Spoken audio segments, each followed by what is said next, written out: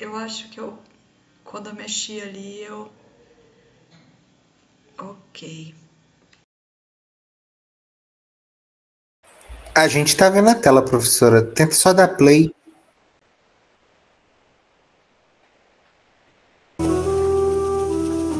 Perfeito, estamos ouvindo. Rosa. Com licença, senhora Marvina.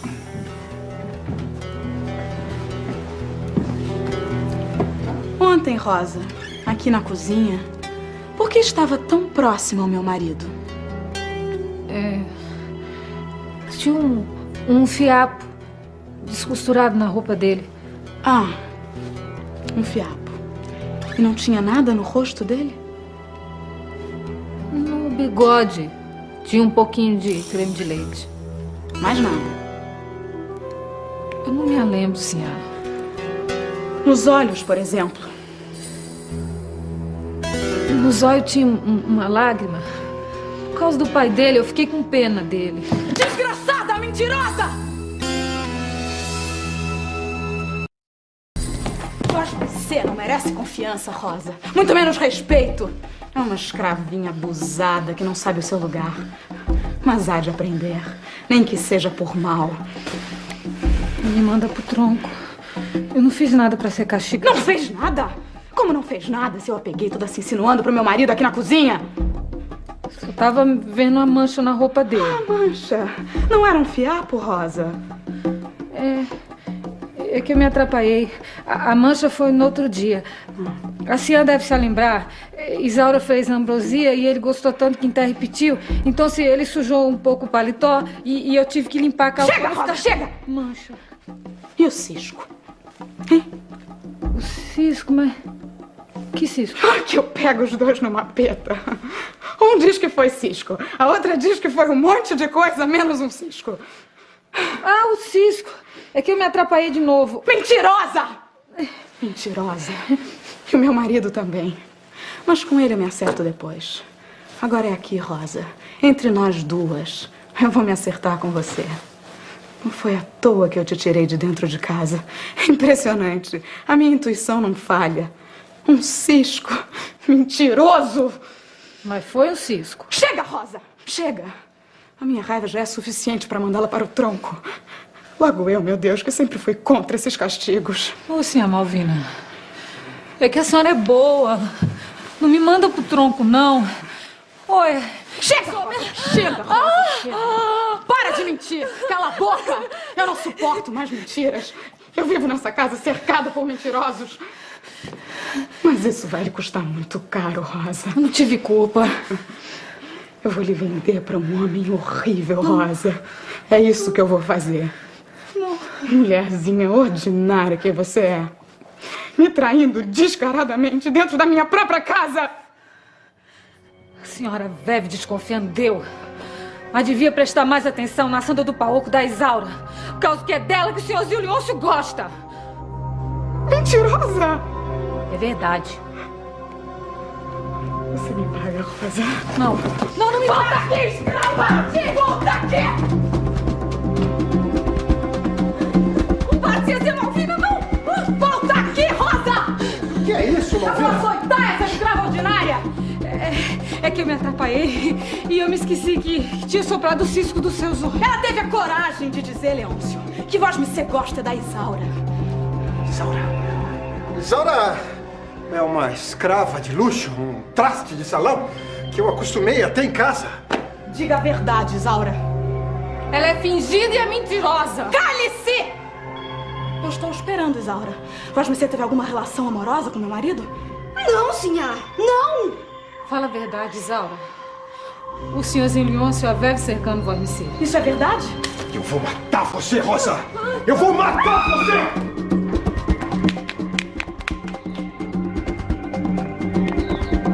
Francisco! Segura a Rosa! Coloca ela no tronco! Larga! Solta!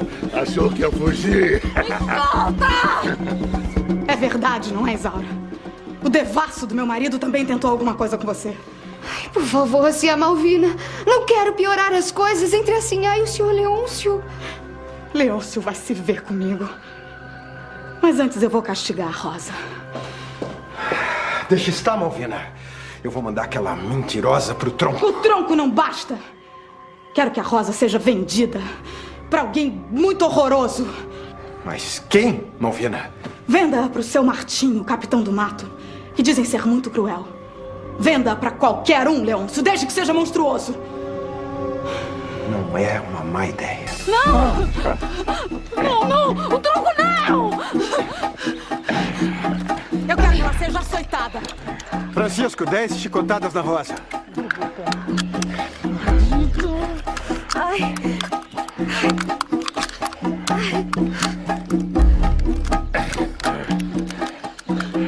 Me dá o chicote, Raimundo.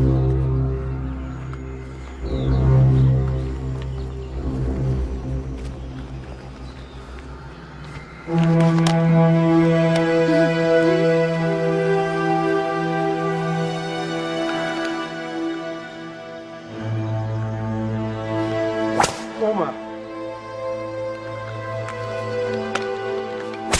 Duas. Três. Mais forte, Francisco. Quatro. 5. 6. Pode parar, Francisco. Deixa que eu mesmo dou as últimas.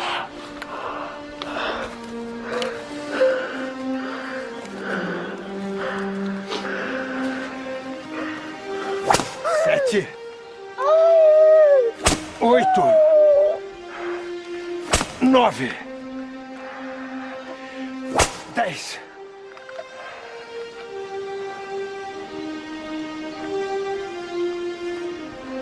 Ela desfaleceu! Deixa, Isaura. Vaso ruim não quebra. Raimundo, fica aí tomando conta dessa desgraçada. Não quero que ninguém dê nada de beber nem de comer. Sim, senhor.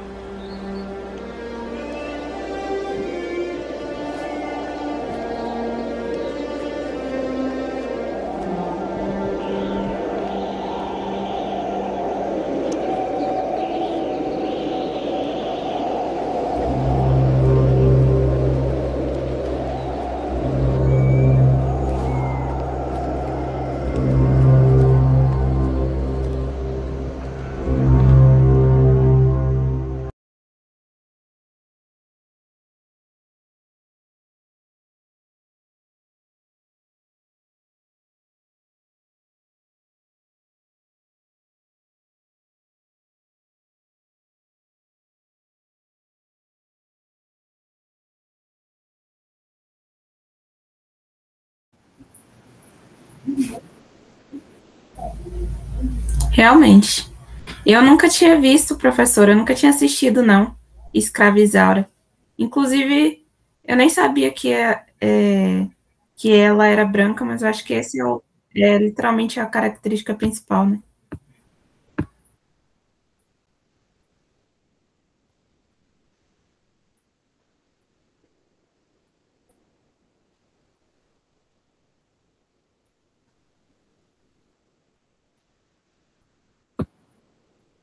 Eu achava que ela era uma negra não retinta, mas não sabia que ela era branca mesmo.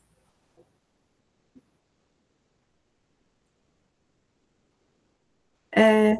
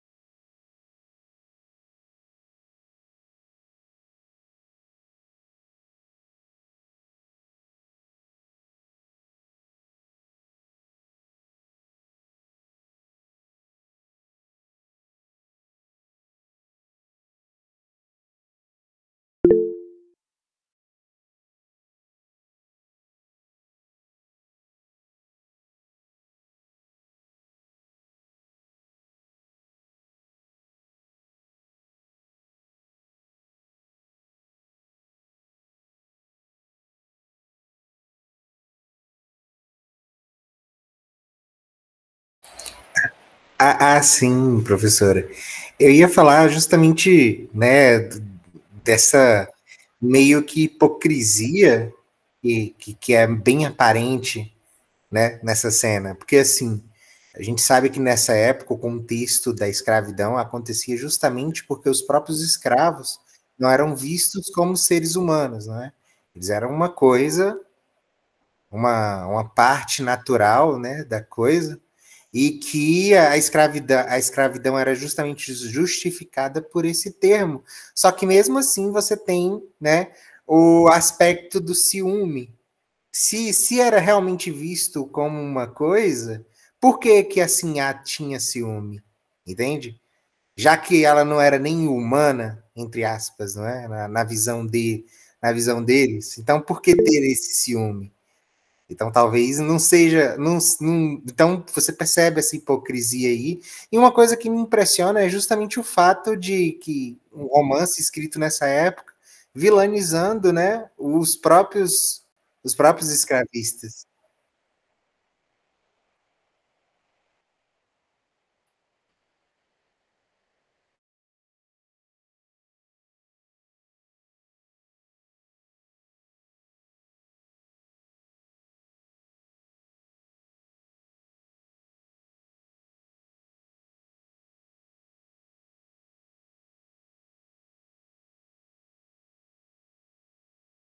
É porque eu não conheço a telenovela inteira.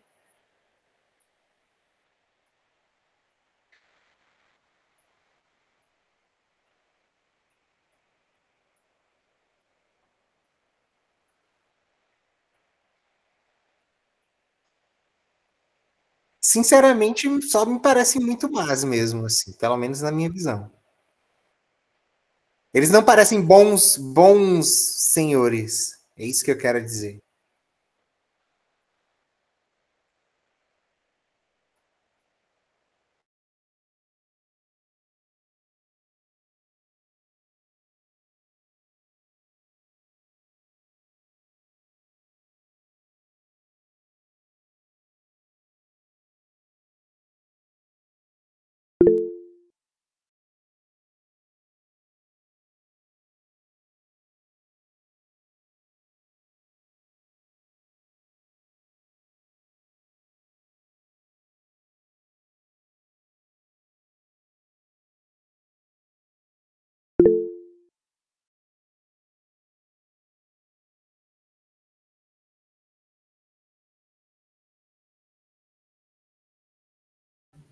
Ô, professora, eu não conhecia, né, como eu falei.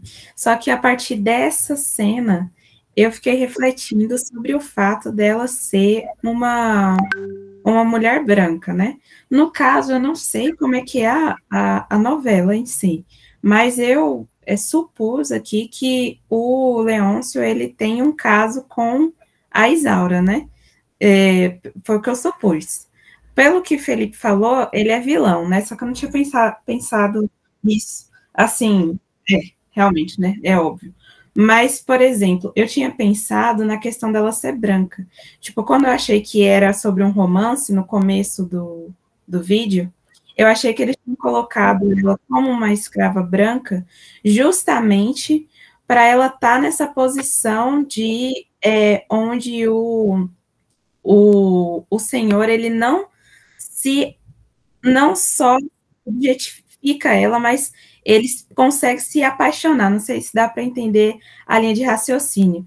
Eu pensei que fosse esse o propósito de colocar a escrava como branca, né? Porque ela está dentro da casa, ela tem traços de uma mulher de verdade, educada e tudo mais, porque ela não é uma escrava negra. E, inclusive, o que eu tinha pensado, né, é que o romance é feito nessa visão de, tipo assim, ela é uma escrava branca, então por isso que ele se apaixona por ela e tal. Porque se fosse uma escrava negra e eles colocassem essa posição de romance, talvez não faria sentido, né? Porque como que o senhor vai se apaixonar? Talvez se objetificar e tal, beleza, mas se apaixonar por uma escrava negra não faria sentido no romance, né? Mas depois eu comecei a refletir também. Mas eu acho que esse pensamento faz sentido, se for o que eu tô falando, né? Se realmente eles tiverem um caso.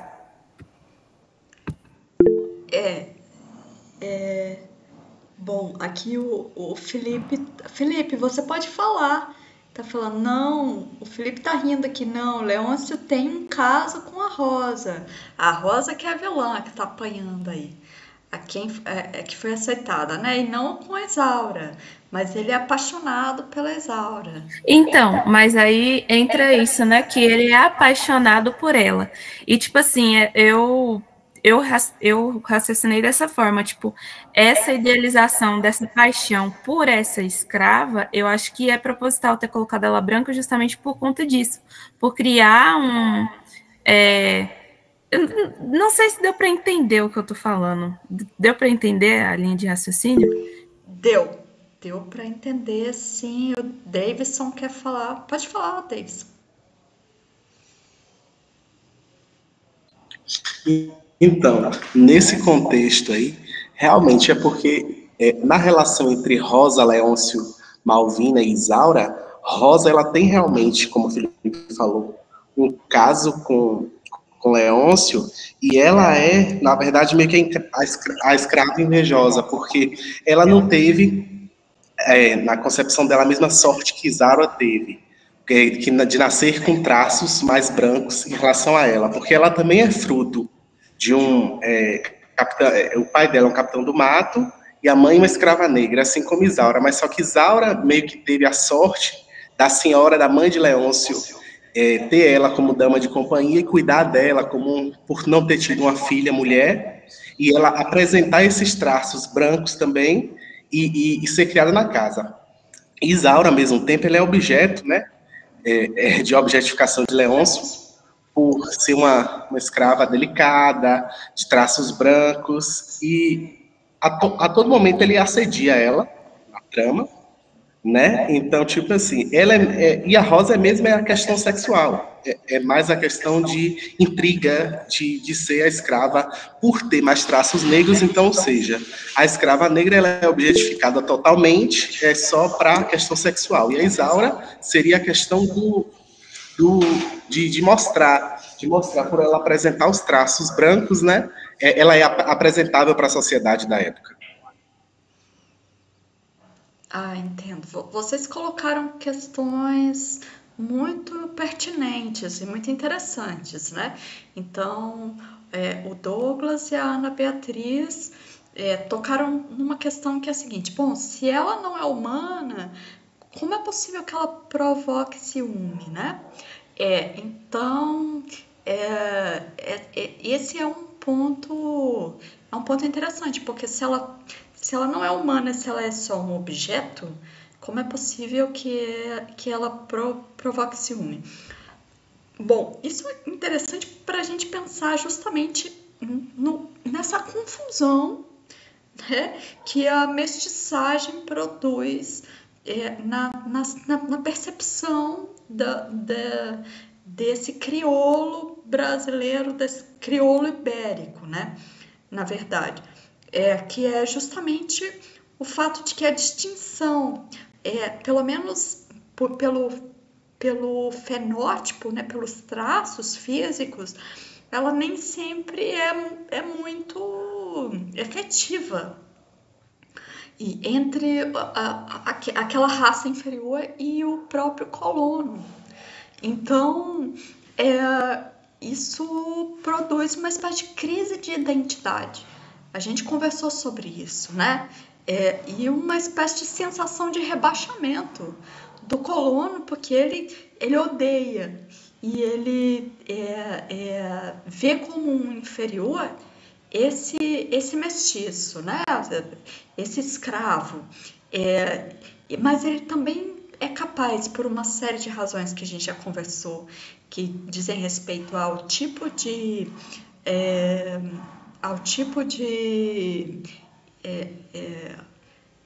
ao perfil da escravidão nessas colônias de colonização ibérica, né? A gente conversou sobre isso, né? Em que aconteceu a mestiçagem numa escala muito grande.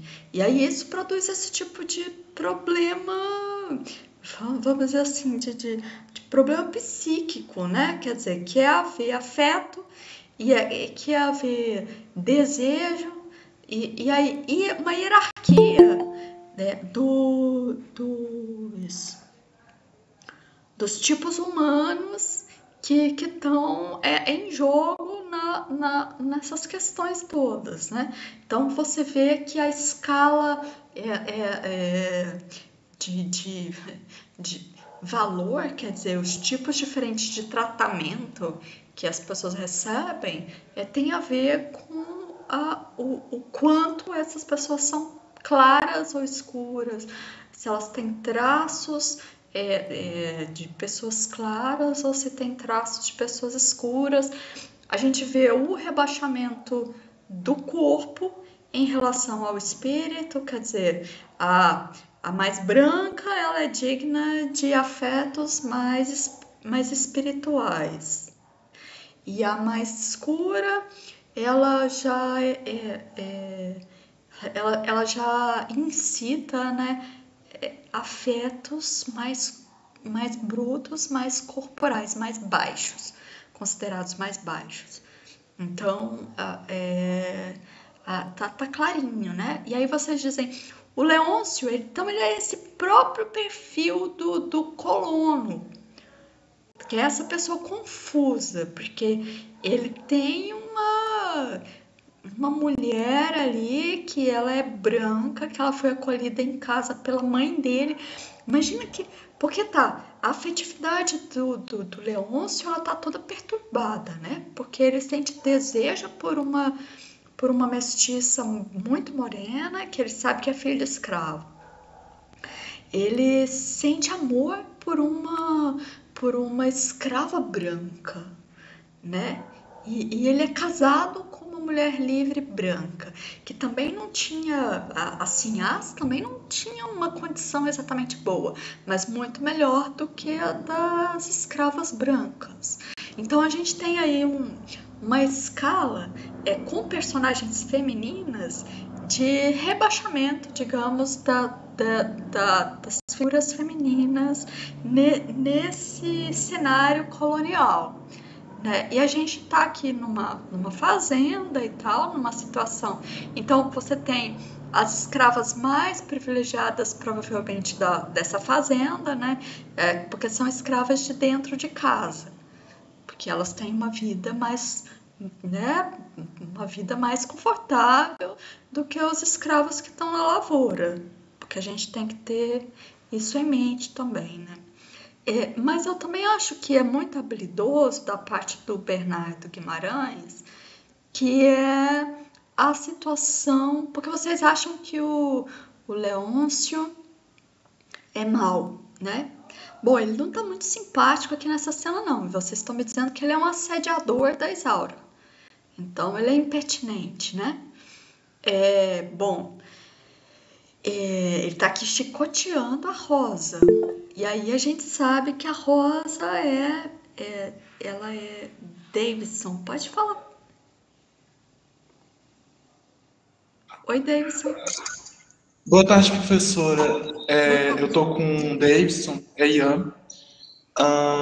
Eu só queria fazer uma pergunta sobre se esse colono ele tem alguma relação com a ideia do mal colono, aquela pessoa maligna com os donos escravizados, que é diferente do que se espera, que deveria ser um bom senhor, ele é um mau senhor. Se ele tem alguma relação com esse tipo de concepção da época. Ian, excelente a sua questão. É aí mesmo que eu queria chegar. Porque, como eu falei para vocês, essa é uma espécie de denúncia a que o Bernardo Guimarães faz. É uma denúncia da escravidão, do quanto a escravidão podia ser cruel, mas dirigida para brancos, né? Porque a escrava, no caso, é branca, a outra escrava, que ela é um pouco, é uma mestiça que ainda assim não chega a ser negra, né? Tem, quer dizer, traços aí de mestiça, né? Ou seja, isso cria uma empatia com um espectro muito grande da sociedade brasileira urbana que está começando ali. Quer dizer, muita gente tinha por onde eu sentir identificação com esses personagens, né? E por causa dessa identificação, entender o argumento de que a escravidão era uma coisa ruim. Mas o modo de se argumentar é muito esse da caracterização dos senhores pelo lado moral, pelo lado da moralidade. E aí eu acho muito habilidoso o modo como o Bernardo Guimarães caracteriza o senhor e a sinhá. É isso que eu queria, a esse respeito que eu queria que vocês observassem a cena, porque quando a sinhá, esqueci agora o nome dela, Malvina, né? A sinhá, o nome dela é Malvina. Quando Malvina está interrogando a Rosa e a Rosa começa a gaguejar e tal, como é que a Rosa se defende? O que a Rosa fala para Malvina? Vocês lembram? Ela fala, não sinhá, sinhá é boa. E a Malvina diz assim, eu sou contra essas coisas, eu sou contra o tronco, mas eu vou ter que mandar você pro tronco. É a primeira ameaça que ela faz. E aí a Rosa, de joelhos, diz, não, Isabela, pode dizer. Essa parte foi a que mais me chamou a atenção, porque assim, eu imaginei justamente essa posição de privilégio dela, né? Porque apesar dela falar que é contra isso, no primeiro momento que ela precisou foi algo que ela recorreu, entende? Então, assim, eu pensei justamente nessa posição de privilégio, porque ser bonzinho quando não tá precisando daquilo na visão dela, né? É ok. Agora, imediatamente quando acontece uma situação em que aquilo para ela se torna a única saída, aí já é fácil, né? Utilizar daqueles artifícios. Quer dizer, Isabela, a bondade não é suficiente para garantir o bom tratamento dessa escrava. Porque qualquer um perde a cabeça, é aí que eu volto nesse argumento. Qualquer um, no momento de ciúme, perde a cabeça de uma paixão extrema, né? Como, por exemplo, o ciúme, perde a cabeça. E aí, se você é o proprietário daquela pessoa que está te produzindo ciúme, o que você pode fazer com essa pessoa, né? Então, mais ou menos por aí que o Bernardo Guimarães está guiando o raciocínio da gente. Então, a gente se identifica também com essa sinhá. Porque, bom, né? A gente deveria ser... O texto, ele é orientado para que mulheres... para que as mulheres se identificassem com essa sinhá, porque a questão é até você que é contra o espancamento de escravos numa situação extrema, como por exemplo a do ciúme, você perde a cabeça, e se você tem poder total sobre essa pessoa, você pode fazer uma coisa como essa, porque está no seu poder fazer uma coisa como essa. Então, esse é um argumento, me parece um argumento muito habilidoso, né? Porque aí também a gente tem graus vamos dizer assim, de virtude ou de maldade nesses personagens, graus diferentes, que eles desenham aí uma espécie de retrato com figuras diferentes dessa sociedade, né? Então você tem o Leônidas, né? Que ele é um macho e ele ao mesmo tempo é o proprietário dessas mulheres. Então a gente vê o modo como ele direciona de maneiras diferentes a libido, as emoções dele então, em direção à mulher livre branca, em direção à mulher escrava branca e em direção à mulher mestiça escrava, né? Então, esse é o homem irrequieto com todo esse poder na mão, né?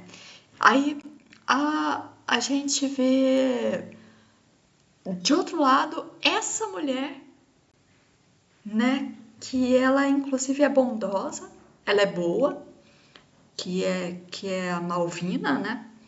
E embora ela seja contra essa maldade, num momento extremo de ciúme, que qualquer um de nós perde a cabeça, ela acaba consentindo em chicotear a moça. E não só isso, vem da cabeça dela, da própria Malvina, a pior solução para aquele conflito doméstico, que é um conflito extremo, não um conflito de ciúme. E qual é essa solução? Além de chicotear, é aí que eu quero chegar. O que é que ela sugere? Pode falar, Douglas, você quer falar? Exato. Eu ia falar sobre isso. Sobre a questão justamente da objetificação, não é? Ele acaba vendendo e, assim, para ser cruel, ela vende aquele objeto para um homem cruel, né? Para poder que esse outro homem, né, que é um capitão do mato, seja ainda mais cruel com ela, para ela sofrer ainda depois que for vendida. Exatamente. Não só isso, mas a gente consegue, por exemplo, ver esses reflexos até hoje. Por exemplo, existem pessoas que são totalmente contra a violência e tal, mas, por exemplo, se vê um homem com a sua esposa, ele vai querer ser violento. O impulso natural da pessoa é ser violento com essa outra pessoa que está causando aquela traição, não é? Tanto que ela mesma fala isso com o que vai se resolver depois com o Leôncio, mesmo não tendo esse status de poder todo, não é? Mas é interessante isso. A questão do domínio, justamente que o colega aí falou. Exatamente. Essa é uma questão, né? Os tipos de poder, né? Quer dizer, quem tem mais poder, menos poder na situação, e o quanto, a ideia é essa, né? O quanto qualquer um, numa situação extrema, né? Numa situação passional, de desequilíbrio emocional extremo, se tiver poder, qualquer um pode fazer coisas assim, né? Basicamente essa a ideia. Porque a Malvina que é contra, mas aqui ela chega a um extremo de crueldade, e esse extremo de crueldade é justamente o de vender as escravas para um dono que fosse horrível. Ela fala o mais horrível possível. É o castigo que a Rosa merece. Bom, então aqui a gente tem a caracterização dos bons senhores, porque me parece que são esses os bons senhores, só que dentro de limitações que são humanas, vamos dizer assim. A libido do homem, os ciúmes da mulher. Né? Meio que parece que é por aí que a obra desenha o conflito, né? Então esses são os bons senhores. Mas você já viu, né? Por exemplo, a Isaura, que é a mocinha, que é o arquétipo da bondade e da virtude, ela fica se esquivando do Leônidas, né? Ela fica, tá. Mas a Rosa, que já é maldosa, né? E aí você vê que a escala de virtude também acompanha a escala de melanina, né? Porque a Rosa, que já é um ser mais baixo e que é maldosa, ela que ela atrai o desejo do Leônidas, desejo carnal, que também é uma coisa baixa, né? Caracterizada dentro dessa episteme aqui, dentro desse jeito de pensar, ela não sabe se comportar, porque ela dá bola, né? Ela é maldosa, ela faz intriga, ela dá bola para ele, quer dizer, então aí também tem uma espécie de moralização dessas leitoras a respeito a respeito da prudência da Isaura e da imprudência da Rosa. Então, uma é claramente mais virtuosa, que é a mais branca, e a outra ela é imprudente, né? E cede às paixões. Então, ela está sujeita aos piores destinos que uma mulher naquela condição poderia ter, que é justamente cair na mão de um mau senhor.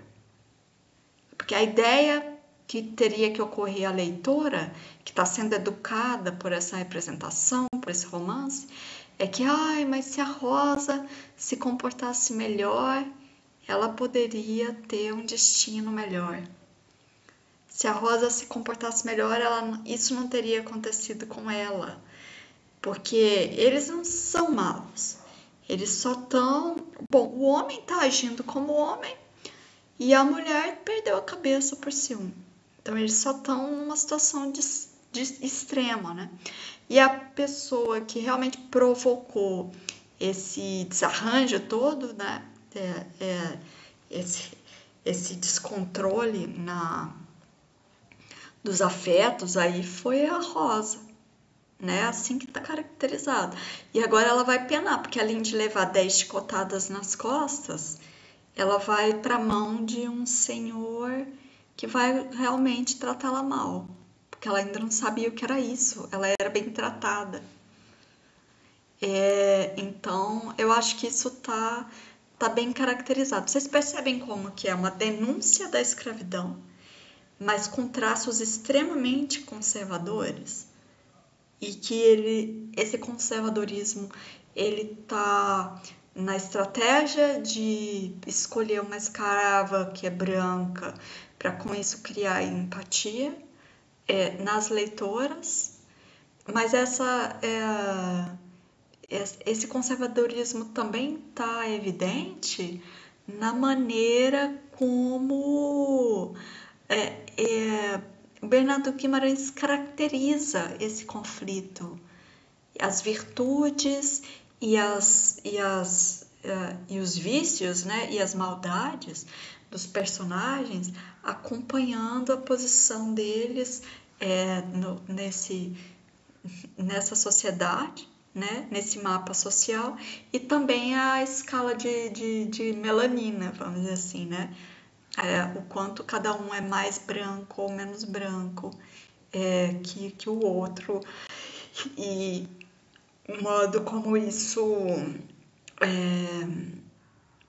isso determina o tipo de afeto que está envolvido, o modo como cada um é tratado. Você vê que a Malvina se dirige a Isaura com respeito. Mesmo depois que a Rosa falou, ele gosta existe uma suspeita levantada pela Rosa contra a Isaura, e a Isaura é escrava, mas a Malvina não perde o respeito nessa cena aqui pela Isaura. Ela desconfia do marido, ela fala, mas o Leônidas, então eu vou ter que ter uma conversa com o Leônidas. E o que a Isaura faz quando ela é interrogada? A Malvina pergunta, ele tá indo pra cima de você? Ela fala, eu não quero criar uma questão entre vocês. Quer dizer, ela é muito prudente, ela não quer criar uma questão. E por isso, então, ela segurou, ela não foi falar para a mulher do Leônidas que ele estava, né, tentando alguma coisa. Ela ficava só fugindo dele ali, né, das situações incômodas e se esquivando. Então, eu acho que aí tá muito bem caracterizado e que o Bernardo Guimarães é muito habilidoso em montar, porque é muito verossímil isso que ele monta, ou seja, convence. O que é verossimilhança? Vocês sabem o que é verossimilhança? Alguém quer explicar?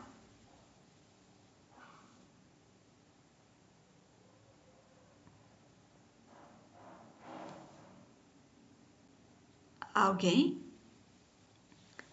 Acredito que seja essa semelhança entre a ficção e a realidade. O que se combina, né? O que se faz se convencer do que é fictício, convencer de que poderia ser real.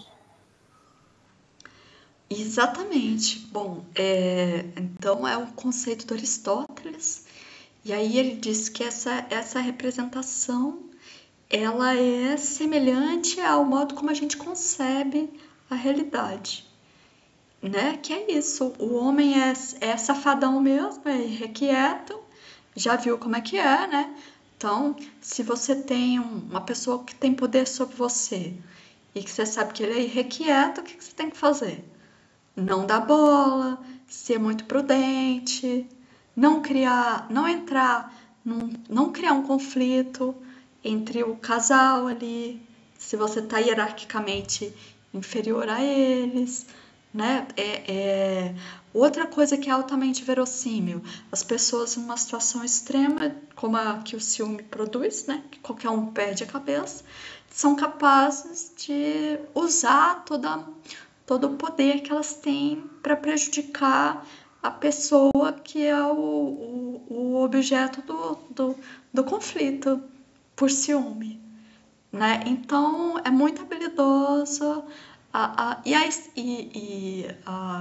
E outra coisa que é muito verossímil é também essa estratégia de inventar uma escrava branca para ela ser capaz de atrair a empatia desse leitor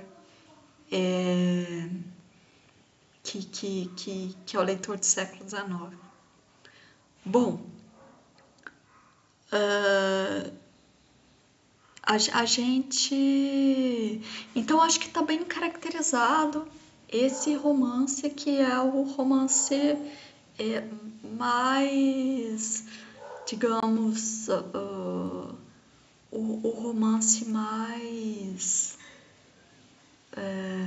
expressivo, né? O romance talvez o mais canônico, o mais visível do regionalismo do século XIX, e acho que é um ponto muito bom para a gente criar um contraste com esse lado do regionalismo que já vai representar os negros, né? Mas a questão aí é como vai representar os negros. Então você vai ter negros em papéis protagônicos nesses contos do Coelho Neto, né? E a questão é como esses negros são representados. E a gente tem que observar o estilo, a gente tem que observar também o modo como essa elite branca representa os escravos. Porque, bom, de um lado você tem uma recusa em representar, para poder ter uma posição, digamos que mais favorável aos escravos, que é a do abolicionismo, um abolicionismo conservador, que é bem típico dessa elite letrada, branca e senhorial do século XIX, e que eu acho que está caracterizado, aqui está bem caracterizado no A Escravizaura do Bernardo Guimarães, né? E aí depois a gente vai ver como já lá no século XX, né? Porque Sertão do Coelho Neto é de 1926, já lá no século XX a gente já tem ainda uma visão dos negros que é bastante conservadora, mas eles têm protagonismo, que é uma coisa, vamos dizer assim, que é uma coisa interessante, né, do meu ponto de vista. A questão é como é caracterizado esse negro protagônico na ficção do Coelho Neto. E em que estilo? Que estilo é adotado para dar protagonismo para esse negro no sertão, né? Eu vou ver aqui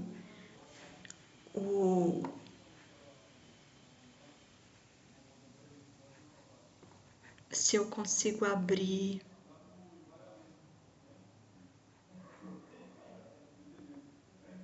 Peraí, não é aqui mesmo. Se eu consigo abrir o livro aqui.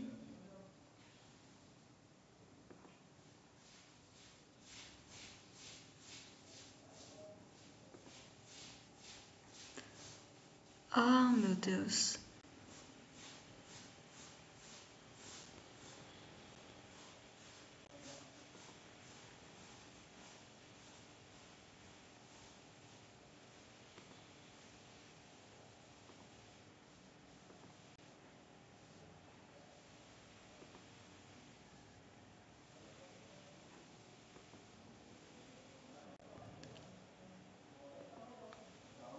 Ah, aqui. Aqui eu consigo. Eu vou.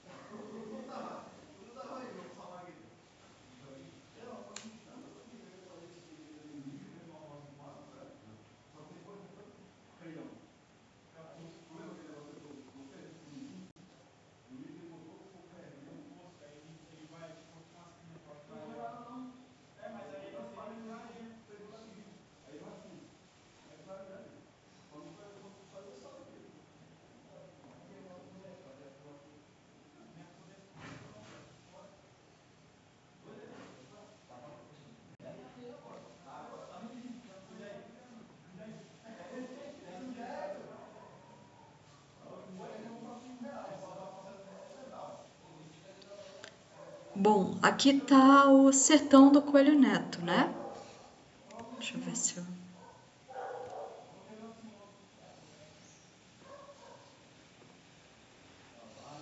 Aqui tá o Sertão do Coelho Neto. E aí eu falei com vocês para lerem um dos dois contos que teve mais destaque no artigo que vocês leram sobre o Coelho Neto, né? E esse conto, eu quero comentar com vocês o primeiro, o conto que abre o livro, que é A Praga, que é uma coisa, uma maravilha, né? Que é um título bem ambíguo, né? É um título bem ambíguo. O título desse conto é A Praga. Eu não sei se vocês chegaram a ler, alguém aí chegou a ler o conto. É um conto gótico do Coelho Neto. E aí a gente tem uma situação muito, muito interessante.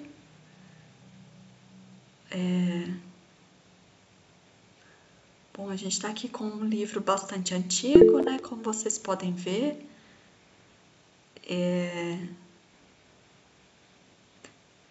a terceira edição desse livro. Eu queria comentar com vocês que o Coelho Neto, esse maranhense simpático aqui, ele fazia um sucesso tremendo. Embora, porque hoje em dia a gente não comenta mais, né? Agora, por causa do interesse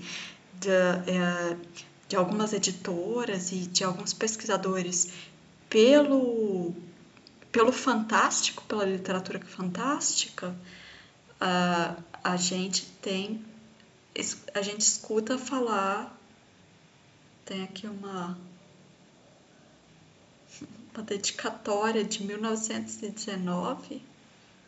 Nossa, mas o Sertão do Coelho Neto não é de 1926? Como é que a dedicatória é de 1919? Será que eu tô...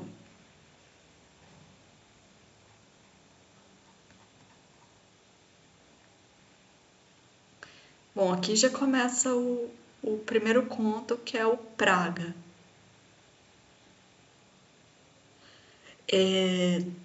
Deixa eu só tirar essa dúvida aqui em relação ao ano de publicação do...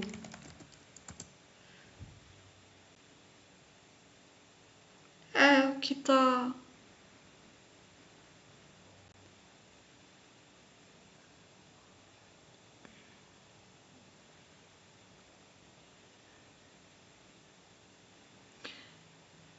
Sertão de 1897. Aqui tem uma informação errada ali. Provavelmente é Sertão de 1897.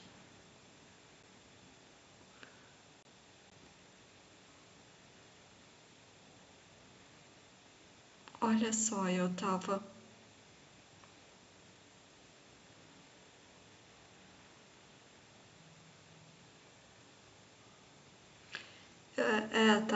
Agora fiquei com bastante dúvida sobre o ano de publicação do Sertão. Será que não é uma das edições, professora, que foi lançada depois? Pode ser que tem uma edição de 26, né? Aqui a gente tem uma... Eu achei aqui uma tese.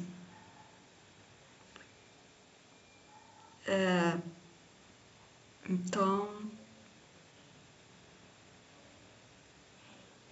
nos últimos anos, a tese diz, nos últimos anos que precederam o século XX, aqui, a tese diz que Sertão de Coelho Neto é de 1897. Então, 26 deve ser uma edição posterior. E aqui a gente tem a dedicatória em 1919, né? A dedicatória do livro para uma professora. Olha só, 1919. Então tá legal. Então é um livro aí do regionalismo do século XIX. Bom, legal. Bom, aqui então a gente tem o começo do conto A Praga, que é um conto fantástico. Os que leram viram que é um conto bem impressionante, né? É um conto impressionante em vários aspectos.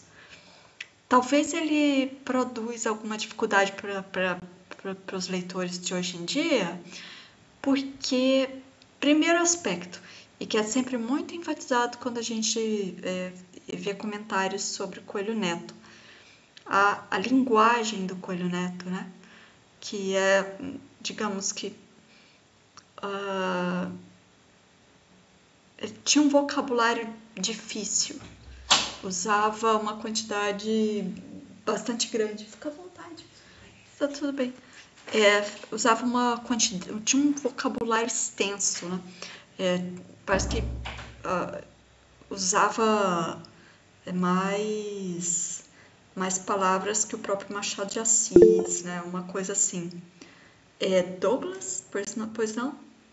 Só para adicionar, professor, eu fiz uma pequena pesquisa aqui, realmente, ele teve a quinta edição dele, foi lançada em 1926, muito provavelmente esse texto foi baseado na quinta edição. Isso. Gente, eu vou ter que desligar minha câmera aqui um pouquinho para buscar o meu carregador, que senão meu é capaz de cair a minha bateria. Deixa só eu...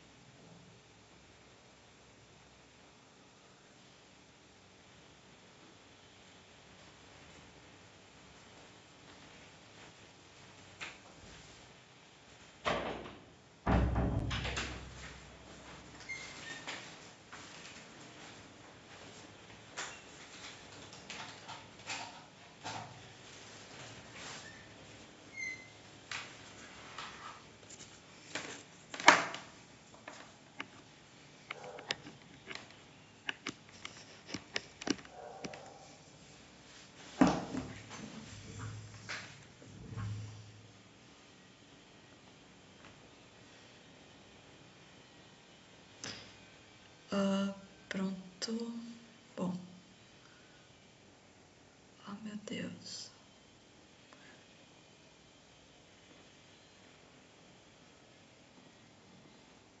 Prontinho. Já voltei aqui. Bom, então...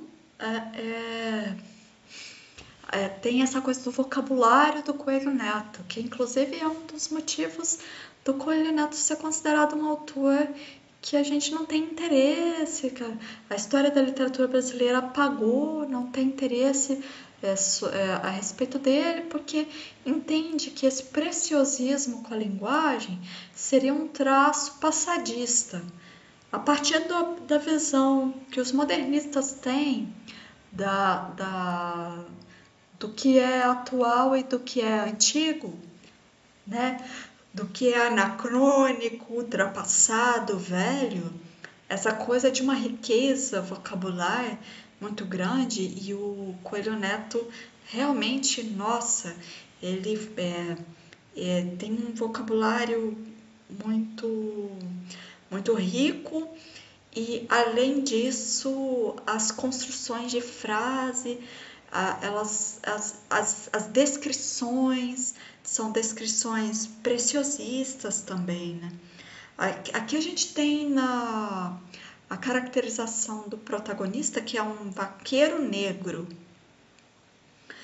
E aí a gente vê, tem algumas cenas, né? Que, por exemplo, a cena em que ele monta um cavalo, depois de ver a aparição do fantasma, e que ele sai cavalgando um cavalo, o modo como o Coelho Neto vai caracterizando essa cavalgada, porque se trata do melhor vaqueiro que tinha na região. Então, o modo como ele vai páginas e páginas narrando, vamos dizer assim, né? Sendo locutor dessa montaria e de um cavalo que está assustado, de um cavalo que está montado por esse em fuga, né? De um fantasma, né? De um morto-vivo, né? E esse negro doente no lombo desse cavalo, quer dizer, é uma cena extrema e muito dramática, com muita ação, né? É justamente um locutor de rodeio, digamos assim, só que é um locutor de rodeio preciosista, né? Com recursos de linguagem extraordinários. Isso foi considerado, do ponto de vista dessa tradição, que a gente já conversou sobre ela, que é essa tradição que coloca o modernismo como paradigma do que tem e do que não tem valor literário, quer dizer, isso é visto como um defeito, porque o que o modernismo entendia como uma linguagem atual é uma linguagem mais próxima do coloquial, não é isso? Você tem lá o poema do Oswald de Andrade, dá-me um cigarro, né? Depois, deixa disso, como é que é o poema? Deixa disso, aqui entre nós a gente fala me dá um cigarro. Dá-me um cigarro, diz a gramática do professor e do aluno, não sei o que, e aí depois a pessoa responde, deixa disso, aqui no mundo de verdade a gente fala me dá um cigarro. E aí a gente vê como um valor do modernismo uma linguagem mais coloquial. E os excessos de vocabulário erudito foram a partir do modernismo, e principalmente a partir da história que é contada a partir dos anos de 1940, e a gente conversou sobre isso na aula passada,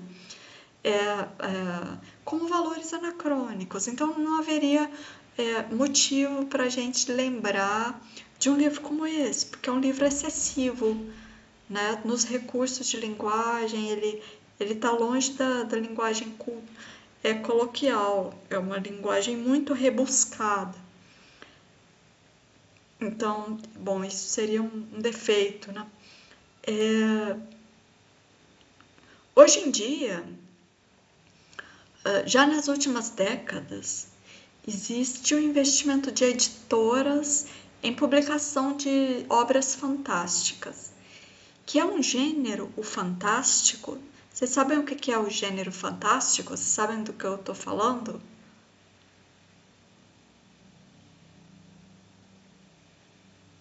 Da fantasia fantástica, tipo, claramente real? Isso,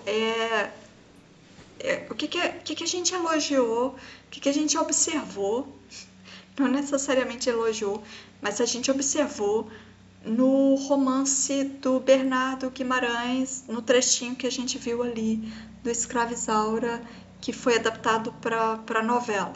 Eu falei assim, que tem uma verossimilhança, e é uma verossimilhança realista, que é uma informação que a gente deve acrescentar. Porque o conceito de realidade representado, ele coincide com o conceito que a gente tem do que é a realidade mesmo. Quer dizer, o marido é irrequieto, né, safadão, a mulher que é boa, mas que numa situação de ciúmes perde a cabeça, pessoas que são hierarquicamente inferiores e que dentro de uma situação de imprudência, que é a imprudência da Rosa, né? Imprudência dupla, porque ela dá moral pro Leônidas, porque depois ela vai fazer fofoca, porque ela não segura a língua, né? Ela não sabe, não domina a língua, quer dizer, ela mesma se compromete, e a mentira tem perna curta, quer dizer, então, dentro de uma verossimilhança realista, a gente tem um romance, então, que é realista, porque ele coincide, ele é análogo ao conceito que a gente tem de como a realidade é, né? Aquilo lá tá perfeitamente representado, digamos, nos convence. esse conto aqui do Coelho Neto, ele não vai por aí. A não ser que vocês acreditem em fantasmas e em coisas desse tipo, né? Porque também é possível. Mas aqui no século XIX, o que a gente tem é esse mundo. E aí é que tá, esse é o ponto, esse mundo dos fantasmas, ele é protagonizado por quem? Esse mundo dessa realidade que é fantástica, que ela é fantasiosa, né? Ele é protagonizado justamente por raças que são sujeitas a... por uma raça, no caso aqui no caso desse conto, por uma raça que ela está sujeita a todo tipo de fantasias. Quer dizer, o mundo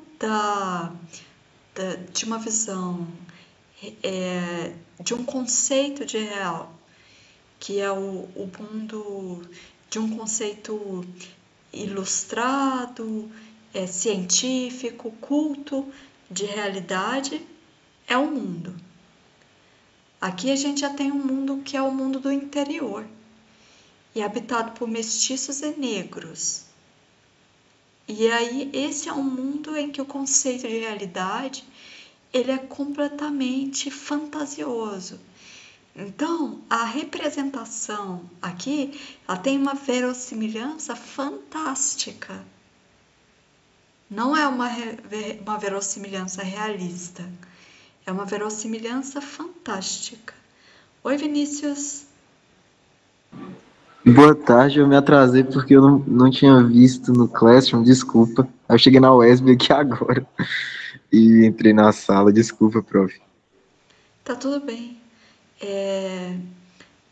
Depois vamos ver se a gente deixa essa aula online para vocês assistirem.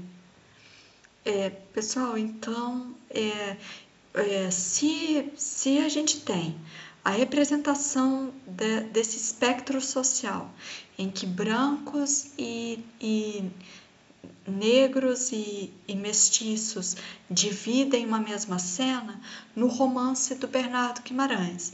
E aí a verossimilhança é de tipo realista. A representação é realista. A gente tem uma representação de verossimilhança realista, né?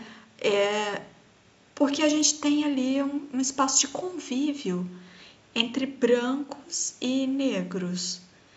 Mas aqui no conto altamente fantasioso do Coelho Neto, você tem protagonistas negros. E aí a verossimilhança ela é fantástica, ela é fantasiosa. Porque como é a cabeça dos negros, né, de acordo com esse tipo de estratégia narrativa, ela é justamente aqui cabe uma representação altamente fantasiosa, porque se trata da representação do modo como esses negros entendem a realidade. Então, a representação do sertão, desse mundo do interior, é feita dentro de um padrão de verossimilhança que é fantástico. E isso é verossímil, né? E isso é aceitável, porque a gente pensa que pessoas como o Raimundo, como protagonista, são pessoas que que têm uma mentalidade primitiva, bárbara, infantil, não é isso? Então, são pessoas realmente fantasiosas, que acreditam em espíritos, em fantasmas, em coisas desse tipo. Então, é perfeitamente coerente o estilo adotado, fantástico, e o personagem protagônico do conto. Vocês entendem isso? O quanto que casa direitinho essa imaginação primitiva com a história que é narrada, que é uma história de fantasma. E eu acho que por aí a gente também consegue entender por que eu acho que é uma boa hipótese, porque aqui a gente só levanta hipóteses, quer dizer, por que o... por que o...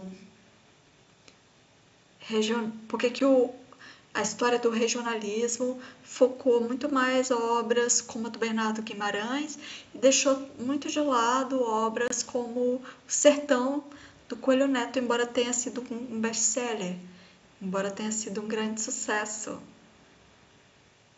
E isso tem a ver com o tipo de gênero que uma obra adota e que a outra obra adota. Quer dizer, é muito mais canônico um gênero realista, porque se trata de educar o público dentro de um gênero que explica para esse público um conceito aceitável de realidade, que é o que a gente tem no Escrava Isaura do Bernardo Guimarães.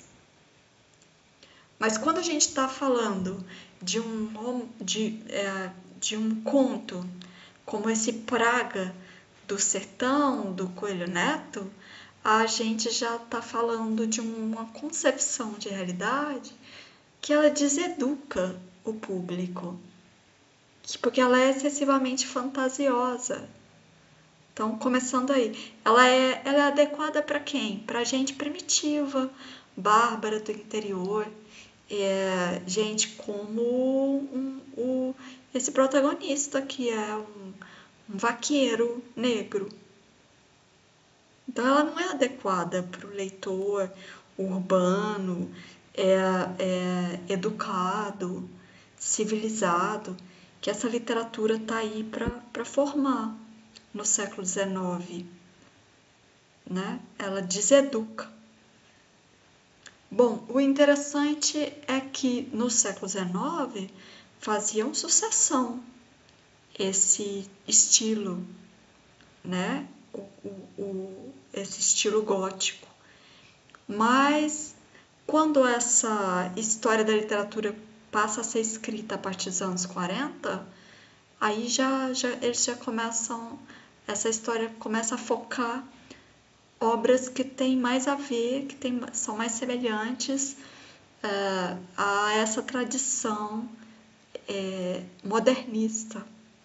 Então, a linguagem coloquial, né? O estilo não pode ser fantástico, porque por uma série de razões que depois a gente vai conversar,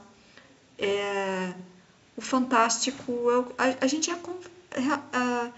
já chegou a comentar a questão, né? Quando a gente falou do Edgar Allan Poe, do quanto demorou cerca de um século para um livro de contos, o Histórias Extraordinárias do Poe, ser inteiramente traduzido para a língua portuguesa, para o português brasileiro, e destinado em uma edição destinada para um público adulto, né? Então, no Brasil, essa edição do Histórias Extraordinárias do Edgar Allan Poe, ela leva um século para ser traduzida, né? E não é porque as pessoas não conheciam Poe, as pessoas já conheciam, os escritores já conheciam Poe, quer dizer, tinha dificuldades, a gente teve várias traduções do Corvo do Poe, né? Desse poema, O Corvo do Poe. Inclusive, o próprio Machado de Assis fez uma tradução do Corvo. Se não me engano, Manuel Bandeira fez. É um escritor importantíssimo da literatura mundial, né? Digamos assim, né? Do cânone universal, o Edgar Allan Poe.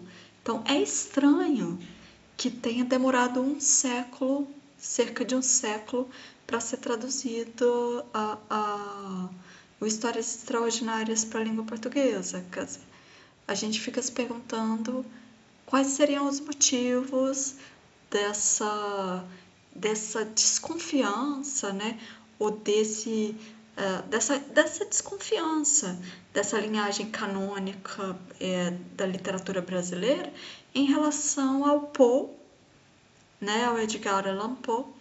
E de repente a gente pode fazer uma pergunta mais geral, que é: quais seriam os motivos dessa desconfiança dessa linhagem canônica da literatura brasileira, dessa história, né, dessa escrita da história canônica da literatura brasileira, desconfiada em relação ao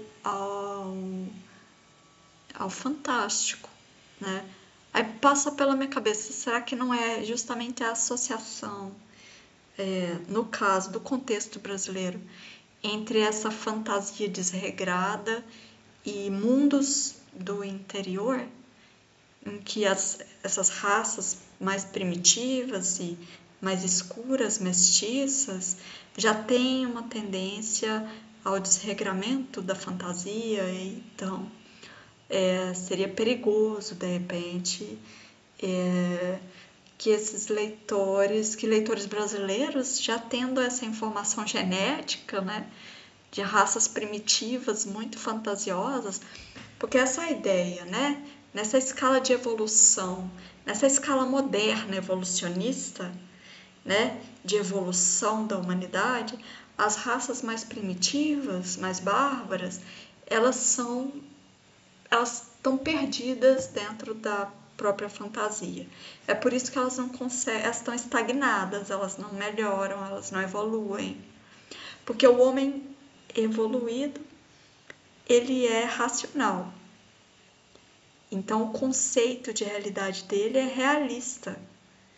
Porque esse conceito de realidade, ele é dado por parâmetros que são científicos e racionais, e que são considerados mais evoluídos, mais dignos de credibilidade, mais educativos, mais formativos, são mais adequados para leitores de uma civilização brasileira que está se formando aí com a ajuda da literatura. Então, são bons motivos para não querer dar muita visibilidade para uma literatura muito fantasiosa, como a literatura fantástica. Além do fato de que nessa chave de compreensão, essa representação de personagens negros e mulatos, que é o que a gente tem aqui no conto A Praga, como personagens muito, como eu vou dizer, fantasiosos, né? Quer dizer, isso poderia reforçar essa percepção e até estimular esse tipo de concepção da realidade, e que é uma concepção que não é civilizatória, que ela não, né, desse ponto de vista evolucionista, ela atrapalharia Então deixa isso lá no século XIX, vamos deixar isso para lá.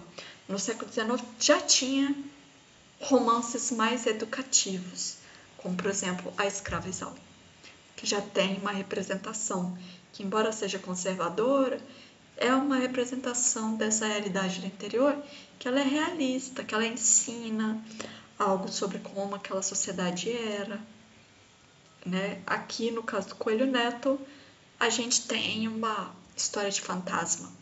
Então, ela, dentro dessa concepção, ela deseducaria. Eu não sei o que vocês acham disso.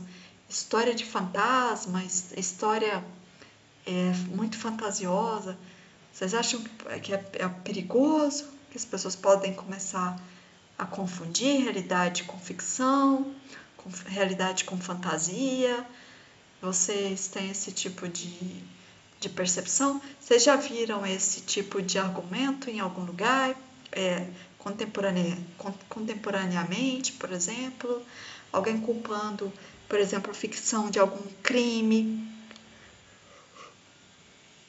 que aconteceu ou alguém culpando algum tipo de desregramento, pessoas terem feito alguma loucura na vida, alguma imprudência por causa de ficção. Alguém quer falar alguma coisa? Anderson, sim, o Anderson já viu esse tipo de argumento? Comenta para nós, Anderson. Alô, tá ouvindo? Sim. Eu já ouvi, mas não necessariamente é relacionado ao campo literário, mas geralmente no mundo de jogos, esse tipo de coisa, né? Essas obras fictícias, geralmente é muito comentado. Inclusive, uns anos atrás chegou a virar, assim, repercutir bastante. Eu não vou lembrar o caso específico, mas eu acho que algum jovem que tinha feito alguma coisa com a família dele, com a mãe dele, algo do tipo, tinha matado, eu acho que a mãe dele. E aí viram que o menino era muito ligado nessas coisas de jogos que eram considerados violentos, esse tipo de coisa.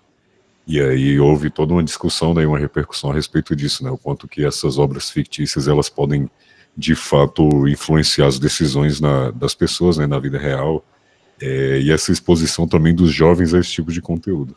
Foi mais ou menos isso aí que eu vi. Pois é, Anderson, há vários anos atrás, eu lembro que teve uma história que aconteceu lá em Ouro Preto, que foi de um crime bárbaro que chocou a cidade. E o assassino, ele gostava de RPG. E justamente gostava de histórias fantásticas. Gostava de RPG com personagens fantásticos. Foi uma coisa que envolvia cemitério. Enfim, então era uma coisa assim. E o assassino, ele gostava de RPG. E aí é curioso a quantidade de gente que começa a dizer nos jornais e tal, na internet, que a culpa é da ficção. E que as pessoas, os jovens, não deveriam ter acesso a esse tipo de coisa, que a ficção está muito violenta. Esse é um argumento bastante antigo, é bastante antigo, que eu quero dizer. Na modernidade, esse é já bastante duradouro, é o que eu quero dizer, né? Na modernidade, esse é um argumento que foi muito usado contra a ficção. A ideia de que a fantasia ou que a violência em ficção, ela pode levar as pessoas a fazerem coisas que elas não fariam se elas não fossem expostas. Eu quero ouvir a Vanessa e o Ian. Ô, professora, eu lembrei sobre o livro Sofrimento do Jovem Werther, né, que há alguns anos atrás, né, com o lançamento dele, houve muitos suicídios, né, na Europa, e as pessoas muito culpavam, né, a obra pelo aumento do suicídio, porque muitos jovens eles acabavam se identificando, né, com o personagem. E aí teve essa questão da literatura, né, como essa coisa fantasiosa, né, como o causador, né, do que os jovens, né, tinham cometido, né, contra a própria vida. Nossa, o exemplo do Werther, ele é clássico, né? Ele é clássico, que eu quero dizer assim, ele é antológico, eu quero dizer, né? Porque o Werther é esse romance romântico que produziu uma onda de suicídios na Europa, né? E aí a antipatia que muitos sentiam em relação ao romantismo, inclusive o próprio Hegel, né? Esse filósofo importante, moderno, que é o Hegel, que detestava os românticos, se devia a esse tipo de desregramento do estilo que pode levar as pessoas, segundo a opinião de muita gente, a comportamentos inadequados, né? A gente já conversou sobre outro exemplo que também é canônico, porque o Werther é canônico, né? É uma obra canônica do romantismo alemão, né? A gente já conversou sobre outro exemplo canônico desse tipo de desconfiança, que foi justamente o Madame Bovary, na França, no final do século XIX. E aí, qual era o problema da Madame Bovary e do Flaubert? Ela tinha amantes. A personagem é a Emma Bovary, e ela gostava muito de ler romances. E ela gostava de ler romances, e romances de histórias de amor, em que as heroínas viviam histórias cheias de aventura, passeios, bailes, amantes e tal. E ela queria ter uma vida como a das histórias que ela lia. Então, inclusive, existe uma espécie de patologia psíquica que chama bovarismo, que é justamente essa confusão entre ficção e realidade, quando você começa a achar que você vive dentro da ficção e transforma a sua vida na ficção que você gosta de consumir. Então, o que a Emma faz? Ela passa a ter um monte de amantes, ela se desinteressa completamente pela filha dela, ela deixa pra lá a menina abandonada, ela não cuida mais de nada, ela só quer saber de gastar dinheiro, trocar a decoração da casa, comprar vestido novo, exigir do marido, porque ela é casada com um médico e eles moram numa província, numa cidadezinha do interior. E ela fica exigindo do marido eles irem para uma cidade maior, para eles irem nos bailes, quer dizer, eles têm uma vida muito mais cara do que o marido poderia pagar. E ela vai arruinando todo mundo, né? Até que no final acontece uma coisa horrorosa que eu não vou contar, porque para não dar spoiler. O Ian, você não quer falar, Ian? Aconteceu um exemplo muito interessante no sul do país em relação ao livro chamado O Avesso da Pele. O livro traz tópicos diferentes do tratado pelo cânone, é uma vida negra, a linguagem, muitas vezes, ela não é aquela linguagem que educa, então vai contra o cânone, e aí a direção da escola, a gestão da escola, achou que não é um bom livro para os adolescentes, porque não influenciariam para o bem, vamos dizer assim. O Avesso da Pele, do Jefferson Tenório.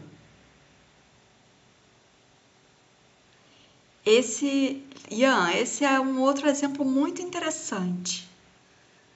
Porque, bom, foi nos anos do bolsonarismo, né? E aí o Jefferson Tenório, que é negro e mora em São Paulo, ele nasceu no Rio de Janeiro, foi pequeno para Porto Alegre.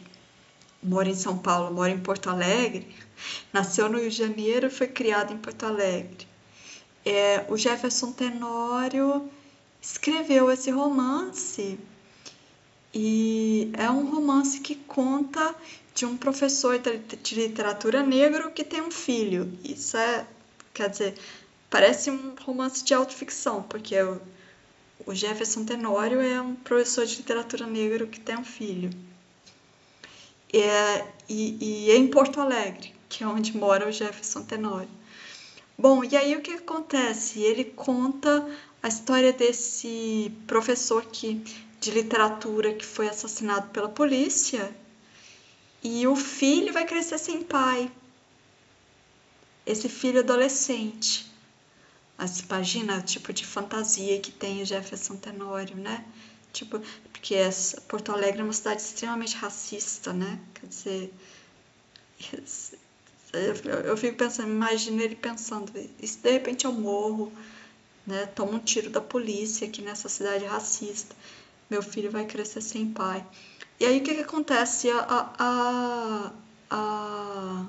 Essa criança cresce, esse adolescente, né? E ele tem dramas de adolescente. Ele tem uma linguagem de adolescente, ele pensa em sexo, quer dizer, ele tem conflitos na escola. Ele é um adolescente negro, né? E aí, o que acontece? Essa linguagem de adolescente, essas coisas que passam pela cabeça desse menino, evidentemente que às vezes inclui alguma gíria, algum palavrão e tal. E aí, esse livro foi publicado nos anos do bolsonarismo. E eu não sei se 2019, eu não lembro bem.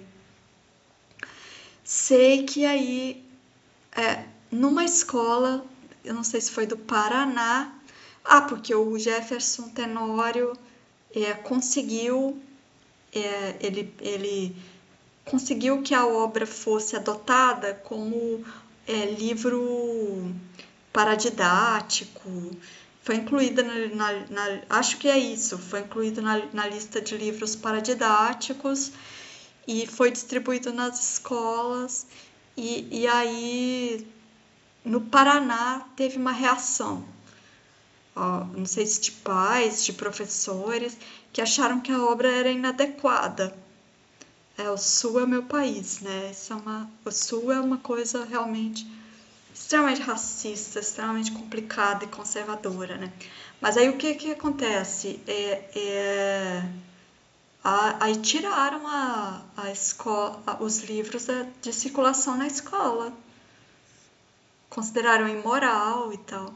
E aí depois que o Paraná fez isso, mais 2 estados seguiram o Paraná, que eu não lembro se foi Mato Grosso do Sul e Santa Catarina, eu não lembro bem. Mas é por aí essa zona complicada do país. E justamente porque a ideia é que deseduca, né? A representação, ela tem que educar o público. Só que aí teve uma reviravolta. Como o protesto em relação à retirada desses livros e criou um embate entre esses leitores mais conservadores, que queriam tirar o livro de circulação e que começaram a protestar contra o livro, e leitores que entendem que aquela é uma obra esteticamente válida, que não é uma obra que deseduca, que é uma obra que deve ser lida por adolescentes, mesmo tendo palavrão, mesmo tendo dramas de sexualidade de uma adolescente, quer dizer, que isso não deseduca, que isso é importante. Então. E aí o conflito aí foi basicamente entre bolsonaristas e pessoas que não concordam com o bolsonarismo. E aí isso teve uma adesão nacional. E o que acabou que o feitiço se voltou contra o feiticeiro, porque o que aconteceu? As pessoas de esquerda começaram a comprar o avesso da pele. Paraná, Santa Catarina e Goiás. Obrigada, Davidson. É isso aí, Paraná, Santa Catarina e Goiás. Oh, meu Deus do céu. Ainda bem que dessa vez Minas Gerais conseguiu segurar a sua mão. Bom, mas daí a esquerda inteira começou a comprar o avesso da pele, todo mundo apoiando nas redes sociais, e o Jefferson Tenório ganhou o Jabuti naquele ano. Então acabou que o feitiço se voltou muito contra o feiticeiro. E esse é um caso muito interessante de reação do público brasileiro e de intervenção política, uma reação que teve muito peso no destino de uma obra, né? Porque isso deu uma visibilidade para esse livro e para o Jefferson Tenório muito grande, né? Então ele passa a estar ali, né? Digamos que essa obra pode se tornar canônica, né? A partir desse evento todo que é muito significativo. Você tem a intervenção política, uma intervenção política muito evidente dessa obra de ficção no cenário, nos debates né, daquele ano, né, daquele período bolsonarista, quer dizer, intervenção de uma obra de literatura no bolsonarismo, nos anos do bolsonarismo, a gente vai pensar, sabe, daqui 10, 20 anos, o avesso da pele de Jefferson Tenório. Então, acabou que os bolsonaristas criaram uma situação de extrema visibilidade para esse livro, né? E aí o debate está... bom, o livro não foge ao parâmetro, se não me engano, né? Porque eu não li o Avesso da Pele, mas eu acredito que a representação é realista, quer dizer, não encaixa aqui na vertente fantástica que eu estou discutindo com vocês, que é uma coisa que ali para a mentalidade do século XIX, dos anos de 1940, né? Que são os anos de formação de uma civilização brasileira. A gente falou sobre isso, né? Do Estado Novo e também da preocupação da elite paulista em formar uma civilização brasileira instruída, culta, e que fez um projeto cultural de formação, né? Dessa inteligência brasileira, desse brasileiro instruído, leitor de literatura. Então, nesse contexto, as obras fantásticas deseducariam, né? No contexto do século XIX, do século XVIII, do Werther, uma obra romântica deseduca porque ela é passional demais. Então, é um contexto racionalista. E o romantismo é justamente uma contraposição a esse ideário burguês racionalista. Então, ele é paixão exacerbada, né? Então, você tem um conflito entre o racionalismo burguês e a reação romântica artística, né? E as pessoas se matando porque aderiram àquela estética romântica.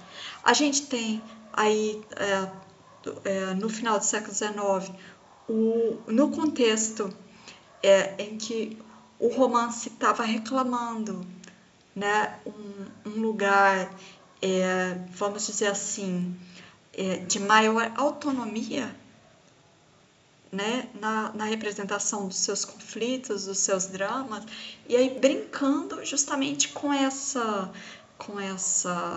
esse gênero que é a ficção, que é o romance de ficção, e levando ao máximo a provocação em relação às demandas da sociedade burguesa que exigia que o romance fosse educativo. E aí levando essa provocação ao máximo, justamente inventando uma personagem muito desregrada, como a Madame Bovary. E aí o gênero é realista, né? Mas a personagem é uma leitora fantasiosa. E aí, no caso, o Flaubert, inclusive, ele foi levado a julgamento. Isso era tão sério que ele foi parar num tribunal por causa disso. Porque supostamente ele estava deseducando as leitoras dele.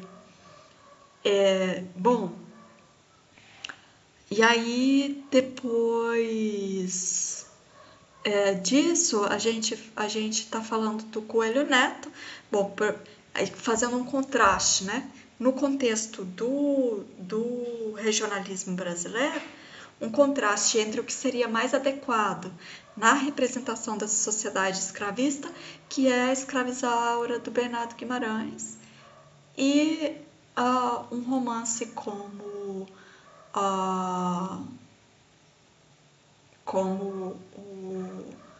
um romance como a Escravizaura do Bernardo Guimarães seria adequado, mas um romance, mais um livro de contos fantástico, como o do Coelho Neto Sertão, que foi um best-seller no século XIX.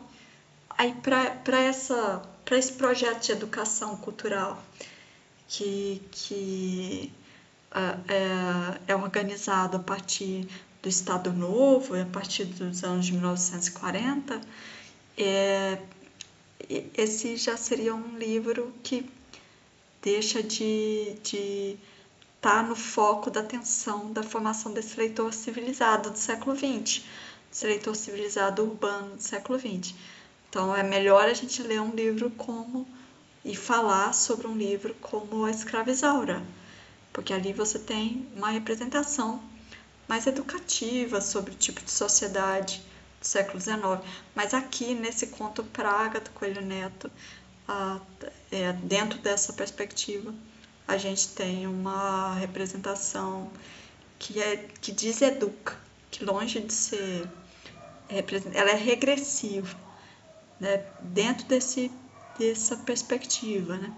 E aí vocês me falam, e aí então tem o caso do romance do Jefferson Tenório, né? Que a gente vai ter duas visões ideológicas do que essa ficção está apresentando e o confronto entre elas, e a gente vê o envolvimento dessa sociedade em torno dessa ficção, né? Ou seja, uns apostam que a ficção tinha que ser mais ter uma moralidade mais austera, né? Conservadora, e outros apostam que a ficção, que esse tipo de cobrança de austeridade e de representação de uma sociedade conservadora, que isso é o problema. Esse é o problema de como a direita vê o mundo, quer dizer, querendo defender que as representações dessa sociedade têm que ser exemplares e conservadoras, quando na verdade essa sociedade do homem, do cidadão de bem e da família, como é que é mesmo que se falava muito nos anos do bolsonarismo? A família tradicional brasileira, que é uma família que nunca existiu, né? Ou seja, isso que o bolsonarismo defendia como representação da família tradicional brasileira, a esquerda vai dizer que é uma representação não só fantasiosa, irrealista, que ela não né, que essa família tradicional brasileira não existe, porque não é assim que as coisas acontecem de fato, e que essa representação moralista, ela, na verdade, só reforça estereótipos, e que o que seria mais educativo do ponto de vista político, do ponto de vista social, é que a gente converse sobre a realidade com as suas chagas abertas, o racismo, as questões de sexualidade, falar sobre elas com mais abertura, com mais honestidade. Então, foi esse tipo então de dois tipos de conceitos de realidade e de verossimilhança que são aplicados ou que deveriam ser aplicados, e que tiveram em conflito aí nos tempos do bolsonarismo. Mas a gente tem ainda um outro elemento, que é a questão do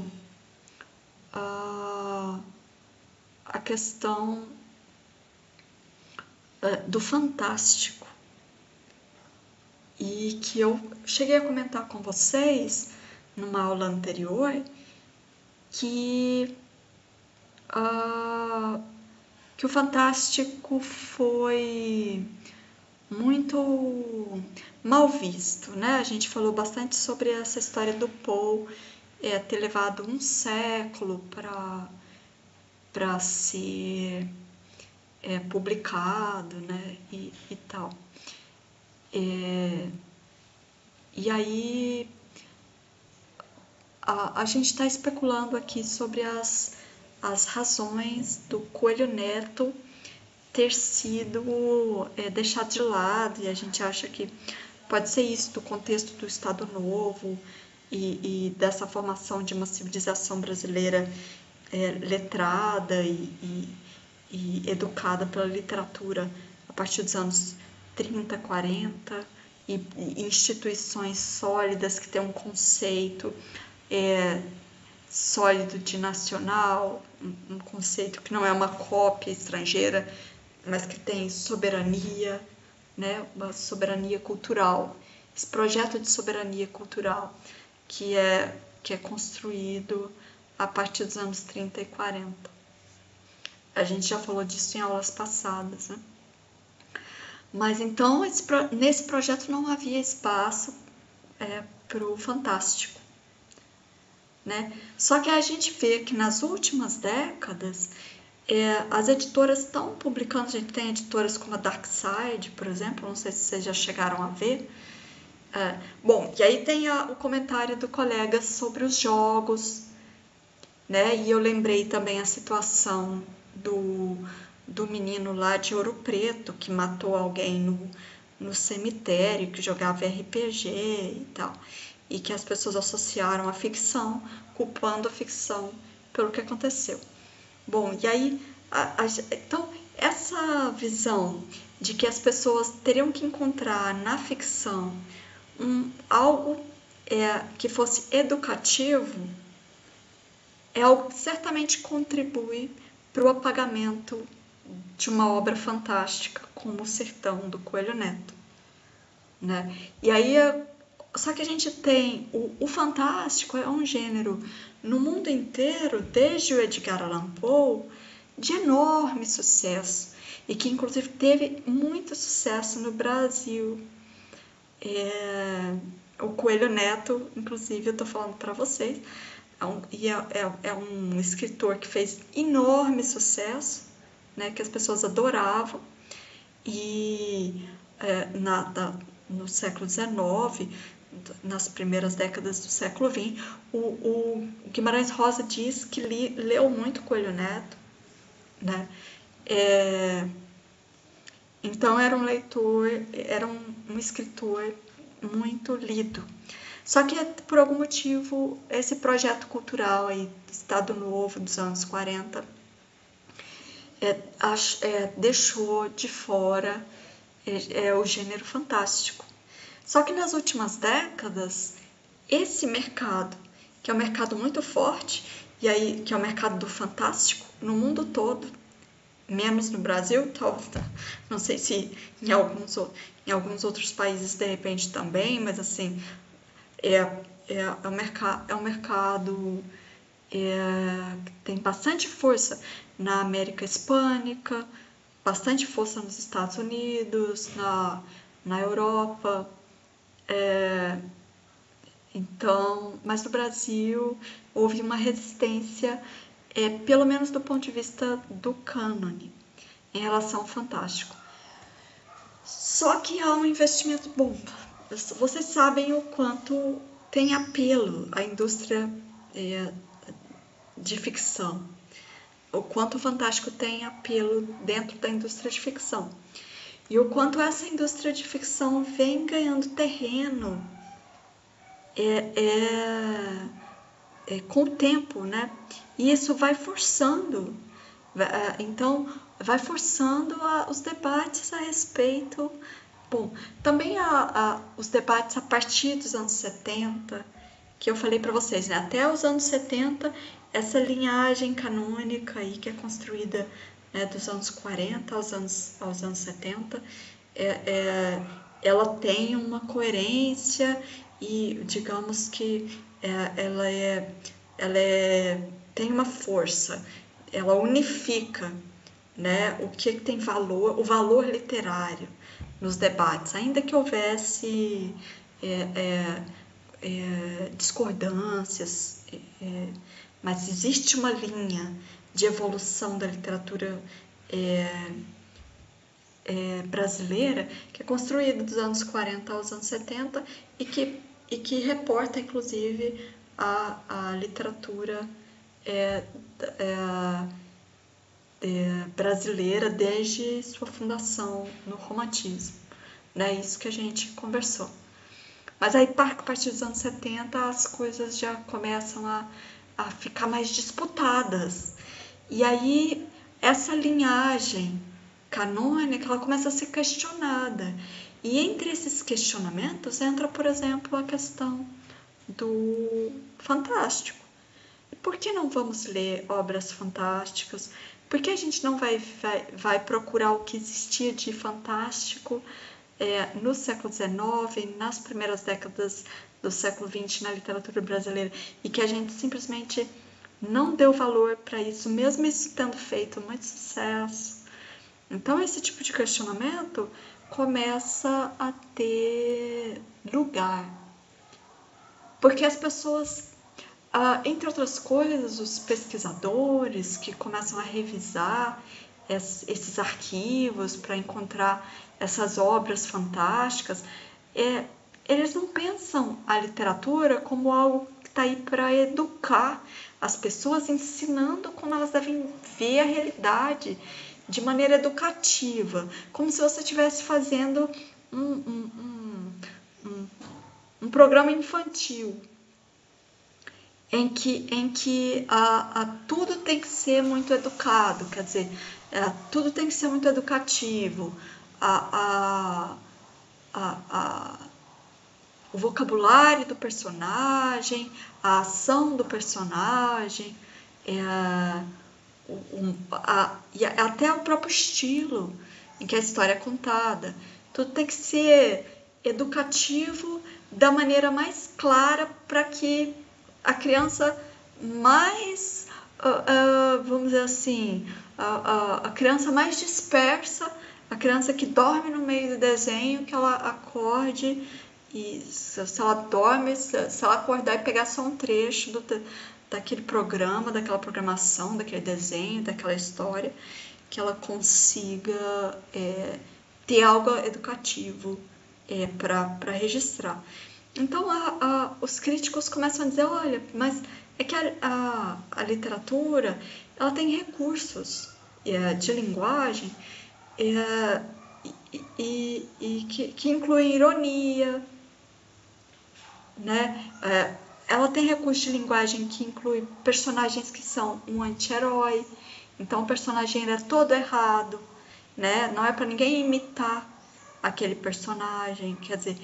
E no ponto em que a gente está hoje em dia de exposição à ficção, as pessoas consomem ficção vorazmente o dia inteiro, na propaganda, na Netflix, na novela, quer dizer, essa expectativa de que toda a linguagem tem que ser elaborada num registro totalmente educativo, livre de ironia, com uma linguagem que tem que ser o tempo todo educativa, quer dizer, isso está muito longe do tipo de ficção que circula hoje no mundo, né?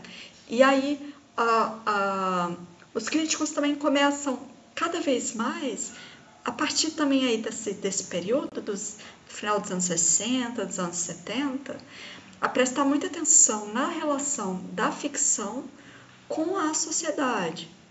Então, o modo como a sociedade reage, os debates que essa ficção promove, são coisas que começam, ou seja, a participação do leitor, e de um leitor que é esperto. Não é um leitor passivo que ele vai fazer porque o personagem está fazendo, né? Ele é capaz de entender as coisas em mais níveis, né? Às vezes o que aquela ficção está mostrando é o quanto uma pessoa pode ser levada a extremos por causa de uma situação injusta, por causa de uma situação, né? E aí o protagonista pode ser um assassino, um bandido, pode ser. E assim, a obra não tem que ficar acendendo um letreiro brilhante dizendo esse personagem não deve ser imitado. Bom, porque a estética deveria ter autonomia, e é isso que a gente está discutindo, o que é altamente complexo, né? A gente já tem conversado sobre a questão da autonomia da estética em outras aulas. A estética deveria ter autonomia para representar as questões de maneiras mais ousadas, exigindo uma participação mais ativa, mais crítica, mais reflexiva dos seus leitores. Bom, algumas pessoas vão dizer coisas como só uma pessoa que já tem uma patologia pode desenvolver um comportamento inadequado, desencaixado da realidade e criminoso, porque foi exposta a uma ficção em que aquilo era representado, né? Algumas pessoas vão dizer isso. Então, o problema não é que aquele menino jogava aquele joguinho violento. A culpa não pode ser colocada no joguinho, mas a família, vai ver como que é a família daquele menino. Qual que é a história da formação psíquica, emocional daquele menino, quer dizer, o que tem por trás? A sociedade que pode ter produzido aquele tipo de formação patológica no comportamento daquele menino que se torna eventualmente um jogador de RPG ou um jogador de videogame violento e depois acredita que pode sair jogando Street Fighter na rua, né? Ou violando tumbas em cemitérios e fazendo sacrifício humano em cemitérios, porque no RPG os personagens fazem isso. Então, quer dizer, é mais complexo, né? Culpar a novela ou culpar a ficção, o joguinho, por causa que um leitor é exposto a um conjunto muito maior de fatores acaba fazendo, né? Certamente é mais complexo. E a questão é que a ficção, ela nos expõe,